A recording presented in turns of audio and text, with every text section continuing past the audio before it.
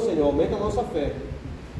E o Senhor respondeu: se tivesses fé do tamanho, bora ler a palavra, se tivesses fé como um grão de mostarda, direis a esta amoreira: arranca-te pela raiz e planta-te no mar, e a ela vos obedeceria. Quem de vós, se tiver um servo que esteja lavrando a terra ou cuidando do gado, lhes dirá, quando ele voltar do campo, vem agora e senta-te à mesa? Por acaso não lhes dirá, pelo contrário, prepara-me a refeição, arruma-te e serve-me, até que eu tenha comido e bebido, e depois comerás e beberás? Por acaso agradecerá ao servo, porque este fez-lhe o que lhe foi ordenado? Assim também vós, quando fizerdes tudo o que for ordenado, dizei, somos servos inúteis, fizemos somente o que devíamos fazer. Ou seja, eu e você, bora lá, nós não temos contribuições para nossa, que nós chamamos de nossa, que eu não vou nem usar essa palavra, nós não contribuímos para a salvação, nós contribuímos para a santificação da nossa vida. O que ele está falando aqui? Que embora a gente faça tudo o que fizer, somos ainda inúteis. Em que sentido a palavra inútil aí? Inútil para a gente não entender. Quando tu lê 2 Coríntios capítulo 4, versículo 7, ele fala que nós somos um vaso de barro, que ele nos deu uma porção extraordinária do seu Espírito. Para quê? Para que o poder não seja imputado a nós, mas sim a Cristo. Então o que ele está dizendo aqui? Que o mal que tu faz, que o bem que tu faz, isso aí não define salvação. Se tu continua praticando a maldade, te volta para a maldade, ele te inclina cada vez mais para um abismo mais profundo. A Bíblia diz, um abismo chama outro abismo. Mas se tu passa a partir dali, aplicar a Bíblia, aplicar Lucas 17, tu vai começar a fazer o quê? Te afastar. Tiago capítulo 4 fala o quê? Sujeitai-vos a Deus, resisti o diabo e ele fugirá de vós. De que forma? Tu sabes uma coisa, onde tu é fraco. Nós sabemos onde somos fracos. Se tu estiver numa rodada de amigos ali e tudo mais, ninguém está vendo, e começa uma gelada ali, uma conversa boa, uma música boa que lembra coisas do passado, vai dar vontade da gente o quê? Tomar uma. Muitos de nós já conseguimos se segurar até um certo nível, mas chega ao nível que se a gente permanecer ali, vai tomar uma. Daqui a pouco já vai pegar a mulher e dar uma dançada numa marcante. E por aí vai. Não estou falando que aqui tu é proibido de ser feliz, não. Não estou falando. Eu estou dizendo aqui para você o seguinte, que tudo que tu faz, a Bíblia até já foi me perguntado muito assim, pastor, não tem nem versículo na Bíblia que diz que não pode beber. Né? Realmente não tem. Se for buscar de Gênesis e Apocalipse, não tem. Só que tu sabe quem tu és. Nós sabemos quem nós somos. E nós sabemos o que uma latinha de cerveja já muda a nossa personalidade. Uns já ficam mais ricos, mais gaiados. Aquele que não ri já ri. Aquele que não é brabo já fica brabo. Uns já viram gay. Uns se revelam. E por aí vai. Não é isso que acontece? Por quê? Porque ela vai aflorando a vida do ser humano. E eu já vi muitos amigos meus que eram homens e beberam. Um dia eu vi uma cena assim, ó. Tinha um amigo nosso que desconfiava dele. E não. Quando foi um dia que a gente foi para uma casa, eles estavam bebendo lá e todo mundo bebendo na frente, ele foi para o banheiro. Este jovem ainda. Quando ele voltou do banheiro, ele voltou transformado. Tá vendo só? Pra gangueira, mano. Não saiu dentro do armário, saiu do banheiro.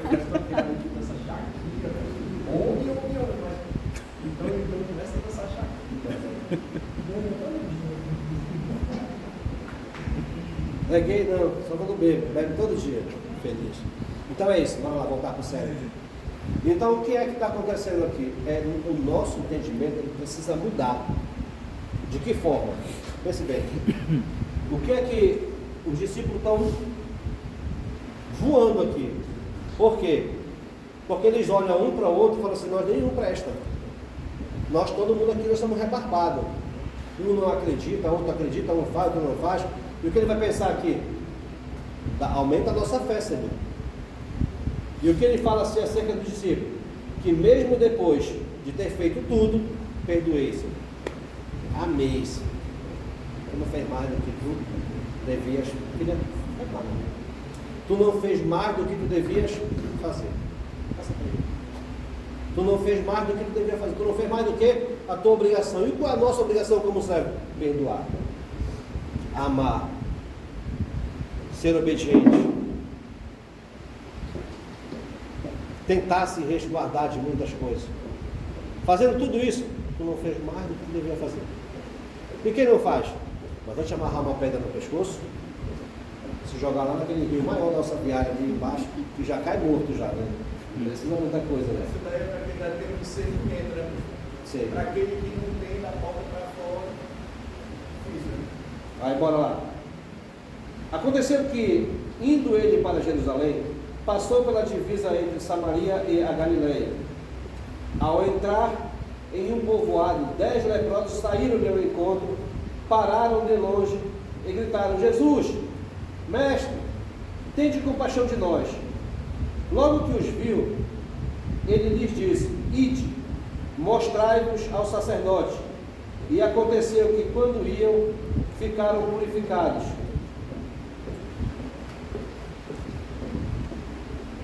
Olha o que está acontecendo aqui. Estão indo.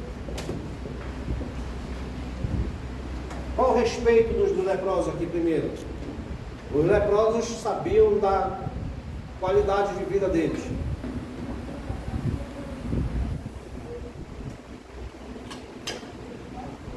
Eles sabiam que havia uma lei que o leproso não poderia vir, até mesmo a favor do vento. Se o vento estivesse vindo de lá para cá e pessoas estivessem aqui, eles tinham que estar pelo tempo para trás. Ou eles ficavam num vale isolado para lá. Só que eles ouviram, olha o poder da palavra, eles ouviram que Jesus estava passando ali, na divisa de Samaria, e o que eles entendem ali? É ele, só ele pode fazer. Eles se aproximam? Não. Eles gritam de longe, porque eles são impuros e não podem tocar em que eles consideram puro. E perguntam, gritando: Senhor, cura-nos. E o que é que Jesus fala? Vão e apresentem-se ao sacerdote. Por quê? Porque naquele tempo, quem diagnosticava, quem era o médico, era o sacerdote. Era o sacerdote que examinava, era o sacerdote que medicava. Então o que Jesus fala? Vão e se apresentam aos médicos. Olha o tamanho da fé desses leprosos. Primeiro, eles creram que Jesus poderia curá-los. Segundo, eles obedeceram uma palavra e foram embora. Só que a Bíblia vai dizer que, de acordo com eles iam andando antes, um ia observando a cura do outro. Quando eles olharam, por que se apresentar ao sacerdote? Porque era o sacerdote que diagnosticava. Com certeza eles passaram pelo sacerdote, com certeza tinha o cadastro com o nome deles, quem eles eram, porque a lepra desfigurava a pessoa, né? Para que o sacerdote liberasse eles para voltar para casa. O que eles fizeram? E foram para se apresentar. Imagina que se apresentaram ao sacerdote, mais um falou assim: calma, ele já nos curou, eu vou voltar agora lá para quê? Para agradecer. Fazer o que nós, leprosos aqui do pecado, não fazemos. Jesus está nos curando, nós estamos caminhando, escute bem o que eu vou falar aqui. Nós estamos no processo dos 10 leprosos, caminhando, estamos sendo curados a cada passo, a cada momento que a gente frequenta a igreja, a cada momento que a gente ora, a cada momento que a gente lê a palavra de Deus, a cada momento que a gente usa de compaixão para com aqueles menos favorecidos do que a gente. É nesse caminhar, é nesses compassados que Jesus vai curando e vai limpando a gente. Mas nenhum de nós tem a humildade, muitas das vezes, de agradecer. Porque pense bem, um dia nós já fomos muito leprosos do pecado. Era exposto o nosso pecado. As pessoas nos olhavam e falavam assim: lá vem o fulano que faz isso e aquilo ali. Lá vem a fulana ali que faz isso e aquilo ali. Lá vem aquele casal bem ali, esse casal na desgraça, esse casal não presta. Olha esses dois aqui, meu Deus do céu. Sai, se esconde, lá vem fulano. Só que nós não somos mais tanto leprosos assim, porque nós entramos no processo de purificação dessa lepra chamada o quê? Pecado. Coisas que fazíamos antes lá atrás. O tanto que bebíamos lá atrás. Muitos até pararam de beber, talvez alguns ainda bebam, não sei. Mas entenda bem aqui, nós estamos nesse barco, nesse caminhar desse processo, e nós estamos sendo purificados a cada passo que nós damos, a cada passo que nós damos continuidade na nossa vida. Jesus vai nos purificando, vai nos lavando, vai nos limpando. Cada vez que a gente vem para o culto, a gente sai com uma nova mentalidade, um entendimento do que, meu Deus, eu preciso mudar mais, eu preciso lutar mais. Aí tu começa a entender, eu preciso lutar pela minha família, pelos meus filhos, quem tem filho, pelo meu pai, pela minha mãe, eu tenho aquele amigo, vou lutar por ele também. E aí começa toda uma guerra. É esse processo aqui que Jesus vai usar quando ele fala a palavra lá que nós usamos que gratidão. Só um foi grato. Entenda bem, quando a Bíblia fala que muitos serão chamados e poucos serão escolhidos, ele está se referindo justamente ao quê? A essa gratidão.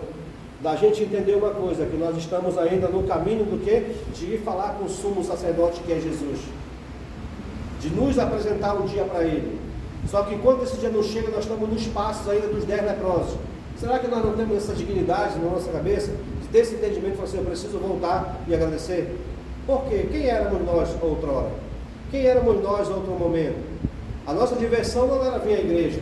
A nossa diversão, nosso prazer não era vir à casa do Senhor. Não era tentar buscar e aprender cada dia mais. O que era? Ah não, meu irmão, estou jogado mesmo. Depois eu faço, depois eu vou, depois eu vejo. E nós usamos muito isso. E essa desculpa não cola para Jesus. Ele não aceita desculpa. Olha aqui, ó. Um deles, vendo que fora curado, voltou, glorificando a Deus em alta voz, e prostrou-se com o rosto em terra, aos pés de Jesus, dando-lhe graça. E estes eram samaritanos. Então, Jesus perguntou, não foram 10 os purificados? E os outros 9, onde estão? Não houve quem voltasse para dar glória a Deus, senão este estrangeiro? E disse-lhes, levanta-te, e vai, a tua fé te salva. Qual a diferença aqui? Fé com gratidão. Esse leproso aqui, se tu comparar com o leproso mais atrás um pouquinho aqui do capítulo 8 de Lucas, tu vai ver que lá também tem um leproso, que ele vai se prostrar para Jesus de longe, com o rosto em terra, e falar assim, se tu quiseres, tu torna-me limpo, mas se tu não quiseres, eu vou te adorar. Isso é fé. Por quê? Esse leproso aqui que foi curado, de repente ele poderia ter sido, também não ter sido curado. E da mesma forma Jesus falava para ele, voltou aqui para agradecer, não deu certo, mas estou agradecendo. Porque às vezes a minha vontade não é a vontade de Deus. O alinhamento dos meus pedidos, das minhas orações, das petições, das vontades, dos desejos, pode que não seja o mesmo de Deus, e Ele esteja batendo na gente, de alguma forma, para a gente tentar realinhar o direcionamento da nossa vida. E foi o que esse leproso aqui fez. Ele entendeu o processo, e entendeu o que aconteceu na vida dele, e falou, não, calma. Eu estava condenado, eu estava podre, eu estava imundo. É essa gratidão que nós temos que ter por Deus. Quem éramos e quem somos hoje na presença do Senhor. Amém?